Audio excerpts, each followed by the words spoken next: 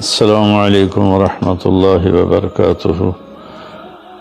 بسم اللہ الرحمن الرحیم والصلاة والسلام علی رسولہ الکریم وعلی آلہ وصحبہ اجمعین، اما بعد۔ میرے محترم بھائیو، دوستو، بزرگوں، بچے بچیاں، 15 شعبان کے بارے میں تھوڑی سی بات کرنی تھی۔ اس رات کے مختلف نام علماء نے رکھے ہیں: شب برات، شب مغفرت، شب رحمت، شب برکت۔ حدیث پاک میں اس کا کوئی نام نہیں ہے۔ حدیث پاک میں ہے لیلۃ نصف من شعبان، آدھے شعبان والی رات، یعنی 15 شعبان کی رات۔ اس میں صرف یہ الفاظ ہیں۔ یہ نام بات کے علماء نے رکھے چونکہ اس میں مغفرت ہوتی ہے تو اس کا نام شب مغفرت، اس میں جہنم سے خلاصی ہوتی ہے تو شب براءت، اس میں برکات کا نزول ہوتا ہے تو شب مبارک، اس میں اللہ کی رحمت کا نزول ہوتا ہے تو شب رحمت۔ لیکن لیلۃ نصف من شعبان اس کا نام حدیث پاک میں آتا ہے۔ اس کے بارے میں امت میں 2 طبقے ہیں، دونوں انتہا پر ہیں، جو نامناسب ہے۔ ایک طبقہ ہے جو بالکل اس کی نفی کرتا ہے، رد کرتا ہے اور اس میں شدت اختیار کرتا ہے۔ اختلاف کا اصول ہے کہ اپنی بات پیش کرو، دوسرے کو عزت دو، لیکن اپنی بات پیش کرتے ہوئے روڈ ہو جانا، ریش ہو جانا اور دوسروں کی بےعزتی کرنا، یہ اللہ کو ناپسند ہے۔ یہ اللہ کی بارگاہ میں انتہائی ناپسند چیز ہے، تو اس کی بالکل نفی کرتے ہیں کہ کچھ بھی نہیں ہے۔ ایک طبقہ ہمارے ہاں ہے جنہوں نے کیا کچھ اس میں ڈال دیا ہے، یہ بھی بالکل غلط ہے، یہ بھی نہیں ہونا چاہیے۔ جو اعتدال کی بات ہے میں آپ کے سامنے پیش کر دیتا ہوں۔ اللہ کے فضل و کرم سے یہ اعتدال والی ہے، یعنی نہ شدت ہے نہ وہ بدعت ہے، درمیان کی چیز ہے۔ امید ہے صحیح ہوگی۔ اس رات کی فضیلت کو 10 صحابہ نے روایت کیا ہے، جس سے ابو بکر رضی اللہ عنہ بھی ہیں، حضرت عائشہ رضی اللہ تعالیٰ عنہ بھی ہیں، لیکن یہ ساری حدیثیں ضعیف ہیں۔ ضعیف حدیث سے کوئی حکم ثابت نہیں ہوتا، لیکن ابن العثیمین رحمۃ اللہ علیہ چند سال پہلے سعودیہ کے بہت بڑے محدث بھی تھے، مفسر بھی تھے، فقیہ بھی تھے اور بہت بڑے عالم تھے۔ انہوں نے لکھا ہے کہ 10 حدیثیں ضعیف جب اکٹھی ہو جاتی ہیں تو وہ حسن کا درجہ حاصل کر لیتی ہیں۔ حسن لغیر ایک ٹرم ہے محدثین کی کہ وہ قابل قبول ہو جاتی ہیں اور اس کو فضائل میں قبول سمجھا جاتا ہے، حجت سمجھا جاتا ہے۔ عمل کے ثبوت کے لیے، عبادت کے ثبوت کے لیے، عقیدہ کے ثبوت کے لیے صحیح حدیث کے بغیر کوئی حدیث بھی قبول نہیں ہے۔ تو اس لیے 10 حدیثوں ضعیف کا جمع ہو کر اس کی فضیلت کا بولنا اس کے اندر کچھ نہ کچھ رکھتا ہے۔ اور فضیلت جو اللہ کے نبی نے ارشاد فرمائی کہ 15 شعبان کی رات کو عائشہ فرماتی ہیں میں اٹھی تو آپ بستر پر نہیں تھے، تو میں ڈھونڈنے نکلی تو آپ جنت البقیع میں پہنچے ہوئے تھے، تو آپ نے دیکھ کر کہا عائشہ تو کیا سمجھتی ہے کہ اللہ اس کا رسول تمہارے ساتھ خیانت کریں گے؟ میں تو بقیع والوں کے لیے آیا تھا دعا کرنے۔ پھر آپ نے فرمایا آج کی رات وہ رات ہے جس میں اللہ تبارک و تعالی بنو کلب ایک قبیلہ ہے جن کے پاس بھیڑ بکریاں بہت زیادہ تھیں، کہا عائشہ جتنی بنو کلب کی بھیڑ بکریوں کے جسم پر بال ہیں ان بالوں کی تعداد کے برابر اللہ تعالیٰ اپنے بندوں کو مغفرت فرماتا ہے، جہنم سے خلاصی فرماتا ہے۔ اس پر شب برات اور شب مغفرت علماء نے اس کا نام رکھا، میرے نبی کی زبان سے یہ نام نہیں نکلا۔ تو اس کی یہ فضیلت ہے کہ اس میں اللہ تعالیٰ کی طرف سے بخشش کا نزول ہوتا ہے۔ باقی یہ جو کہتے ہیں کہ اس میں فرشتہ اترتا ہے اور سارے سال کا بجٹ بتاتا ہے اور سارے سال کے واقعات، یہ کسی حدیث میں میری نظر سے نہیں گزرا۔ سورہ دخان میں فیہا یفرق کل امر حکیم کا جو آیت آتی ہے، تو اس سے پہلے کی آیت شب برات کی نفی کرتی ہے، انا انزلناہ فی لیلۃ مبارکۃ، کہ ہم نے اس سے مبارک رات میں اتارا قرآن پاک۔ تو قرآن پاک تو لیلۃ القدر میں اترا ہے، تو اگر کوئی کسی قسم کے اعلانات ہوتے ہیں تو پھر شب قدر میں ہوتے ہیں، اس رات میں نہیں ہوتے۔ دوسرا یہ ہے کہ اس کے روزے اور بندگی کے بارے میں، شب قدر کی اللہ کے واسطے میری بات دھیان سے سنو، اللہ کی قسم کوئی خاص عبادت میرے نبی نے نہیں بتائی، لیلۃ القدر کی کوئی خاص عبادت میرے نبی نے نہیں فرمائی۔ حضرت عائشہ رضی اللہ عنہ نے پوچھا، یا رسول اللہ اگر مجھے لیلۃ القدر نصیب ہو تو میں کیا کروں؟ کہا یہ دعا پڑھو، اللہم انک عفو تحب العفو فاعف عنی، اللہ تو معاف کرنے والا ہے، معافی کو پسند فرماتا ہے، مجھے معاف فرما۔ تو میرے نبی کی عبادت وہی 11 رکعت تہجد کے نوافل تھے، چاہے وہ شب قدر تھی، چاہے وہ شب برات تھی، چاہے وہ شب جمعہ تھی۔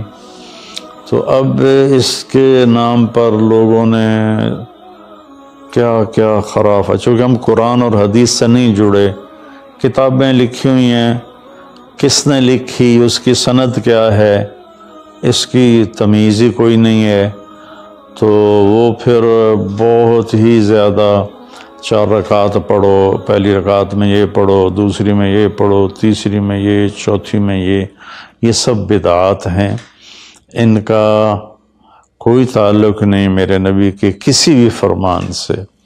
میرے نبی نے صرف عبادت کا فرمایا ہے، عبادت، تو شب قدر میں بھی کوئی خاص عمل نہیں۔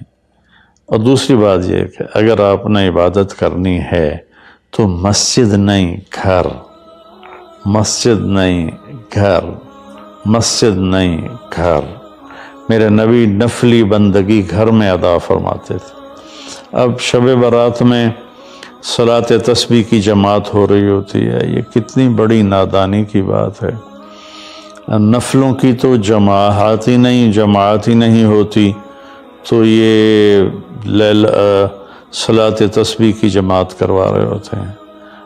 نفلی عبادات کے بارے میں اللہ کے نبی کا طریقہ گھر میں پڑھنا ہے، اور اللہ کی طرف سے بھی ہمیں جو اشارہ ملتا ہے، فَاذْكُرِ اسْمَ رَبِّكَ وَتَبَتَّلْ إِلَيْهِ تَبْتِيلًا، اپنے اللہ کو خوب یاد کریں اور لوگوں سے کٹ جائیں بالکل، اور سب سے کٹ کے آپ اپنے رب کو یاد کریں۔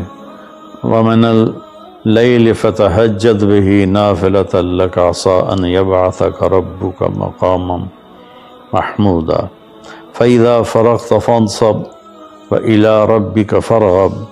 ان ساری آیات کا خلاصہ یہ بنتا ہے کہ نفلی عبادات سنتیں بھی ہوں گھر میں پڑھو، اور خاص طور پر جو ایسی راتوں کی عبادت ہوتی ہے، مسجدوں میں اکٹھے ہونا اور اس رات میں جھنڈیاں لگانا، پھر آتش بازی کرنا، یہ آتش بازی تو بالکل ہی اسراف ہے اور خرافات ہے۔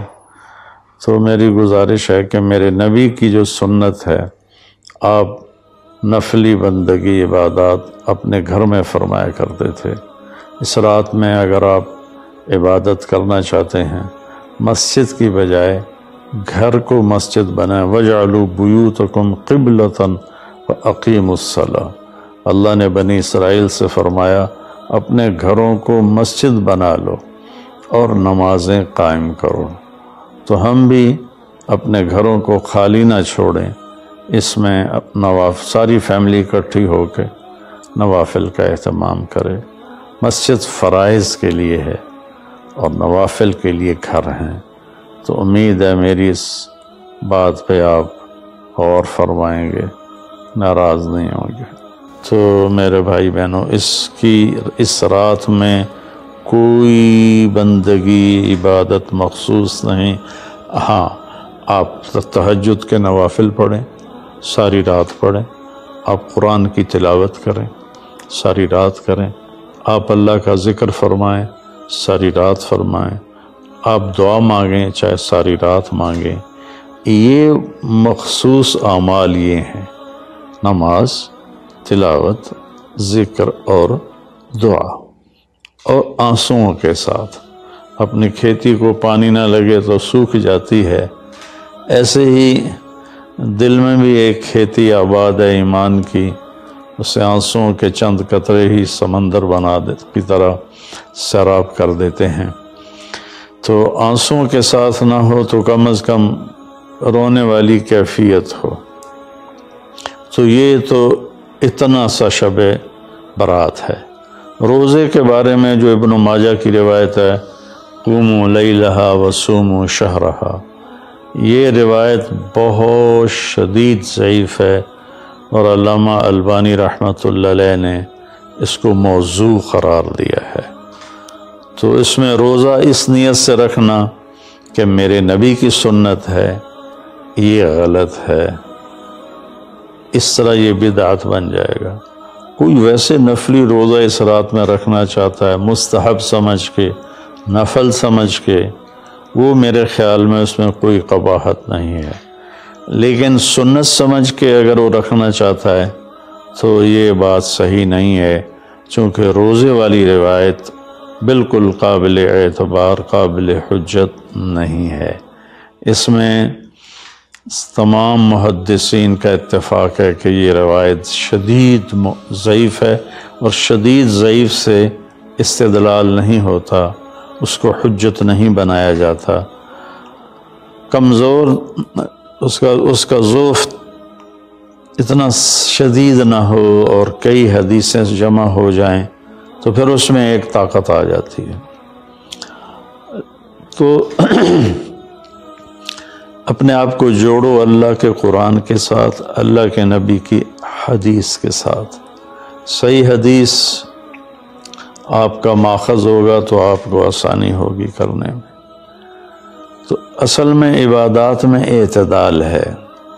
شاید ہی کوئی رات میرے نبی ساری رات جاگے ہوں، شاید، اور شاید ہی کبھی آپ نے مسلسل، اس میں تو میں پورے یقین سے کہہ سکتا ہوں کہ آپ نے زندگی میں ایک دفعہ بھی عشاء کے وضو سے فجر کی نماز نہیں ادا فرمائی۔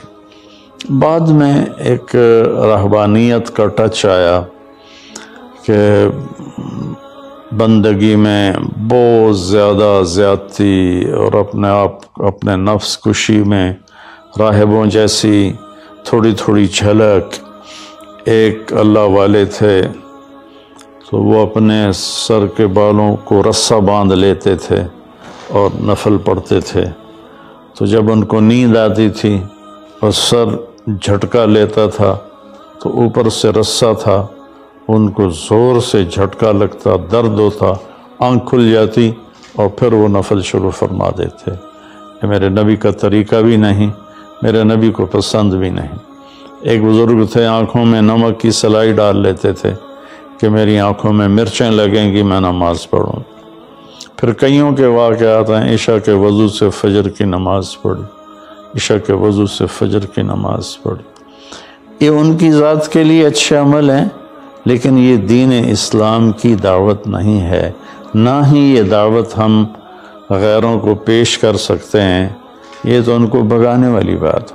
ایک بزرگ میں آتا کے بارے میں آتا 25 سال جنگلوں کی خاک چھانتے رہے، 25 سال باہر ہی نہیں آئے، یہ تو کوئی کمال کی بات نہیں ہے، یہ تو رہبانیت ہے جو میرے نبی نے ناپسند فرمائی ہے، اس سے روکا ہے۔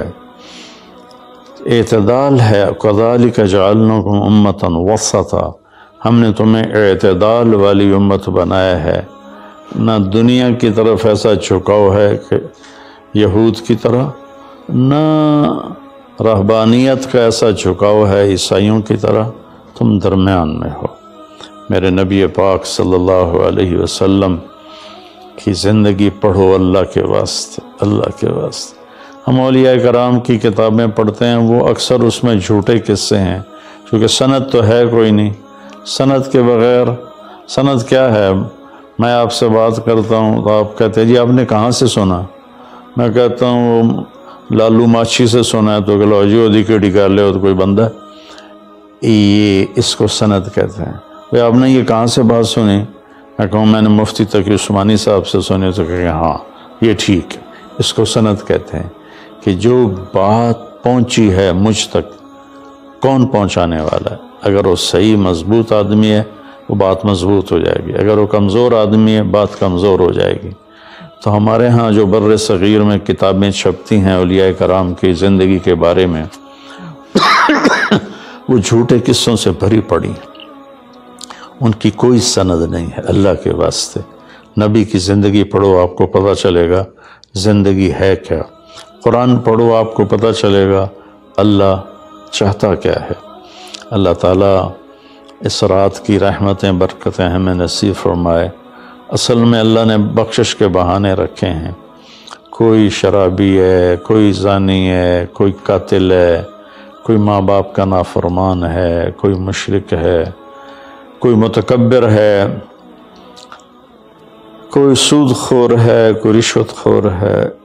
ایک دفعہ آج کہہ دے، کل کی رات کہہ دے گا کہ یا اللہ میری توبہ، تو اللہ کی قسم اگر اس کے گناہ زمین سے لے کر آسمان کی چھت تک بھی ہوں گے نا، تو ایک آدھے بول پر یا اللہ معاف کر، اللہ سارے معاف فرما دے۔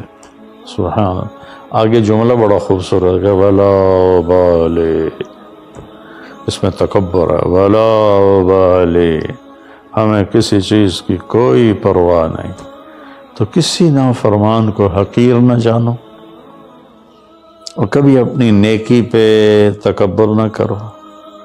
اور ایک جرم اور بھی ہے جو میں کہتے کہتے 30 سال ہو گئے، فرقہ واریت سے توبہ کرو۔ اپنے فرقے پہ جمے رہو، لیکن دوسروں سے نفرت، سلام بھی نہ کرنا، جنازہ بھی نہ پڑھنا، حرم شریف میں جا کر بھی نمازیں نہ پڑھنا۔ اللہ کے واسطے آج بہت اویئرنیس ہو چکی ہے، تو مہربانی کرو، امت بنو، محبت کرو، ایک دوسرے سے ملو جلو، ہم امت بن کے چلیں۔ اختلاف رائے کے فیصلے آخرت میں ہو جائیں گے۔ قُلْ كُلٌّ يَعْمَلُ عَلَى شَاكِلَتِهِ فَرَبُّكُمْ أَعْلَمُ بِمَنْ هُوَ أَهْدَىٰ سَبِيلًا۔ ایسی اس میں جو دیگیں چڑھائی جاتی ہیں، خیرات کی جاتی ہے، یہ بھی بدعت، سنت سمجھ کے کوئی کرے گا تو بدعت ہے، ویسے فی سبیل اللہ کوئی دیکھ کرنا چاہتا ہے تو ٹھیک ہے۔ اللہ تعالی ہمیں عمل کی توفیق بخشے۔